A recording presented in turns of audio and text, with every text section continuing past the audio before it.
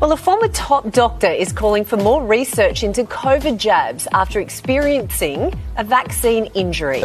Dr. Phelps, good morning. You and your wife both suffered vaccine injuries. Can you take us through what happened? Well, in Jackie's case, we obviously did a lot of homework about the vaccines and went along to have the vaccines done because we believed that on the balance of risks and benefits that was the best thing to do.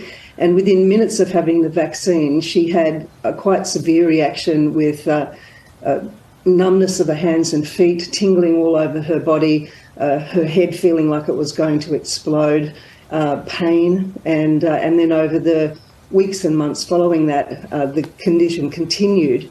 And she'd seen a number of specialists, and the conclusion was that she had an injury related to the vaccine. And I went back and had the second vaccine, and in my case, I developed a reaction where my blood pressure, my pulse rate, and my temperature was going up and down all over the place, and with some quite distressing symptoms and persisting for quite some time. And I was diagnosed with a vaccine-related dysautonomia. These are serious side effects. Why did the medical regulator, AHPRA, warn doctors then, as you claim, not to speak out about these vaccine side effects?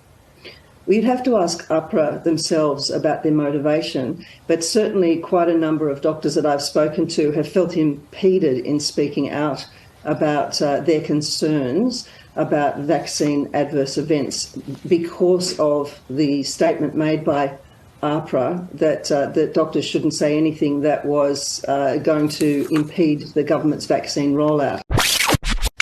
But I've really had a gutful of MPs who think it's their place to give their opinions about unproven treatments for COVID-19 when that goes against the carefully considered science on the subject.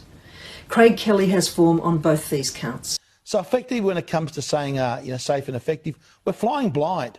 We don't know the data. Craig, we have seen deaths from COVID. We've seen sickness. We've seen mass job losses, hundreds of billions of dollars spent in government stimulus.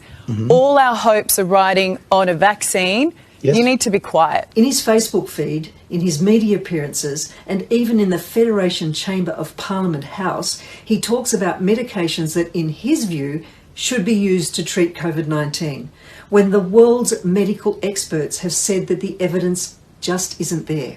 It's hard enough keeping the health advice clear and concise so that we all know what to do to keep ourselves, our friends, our families, and our community safe without this unhelpful distraction. Please leave the medical commentary to the medical experts.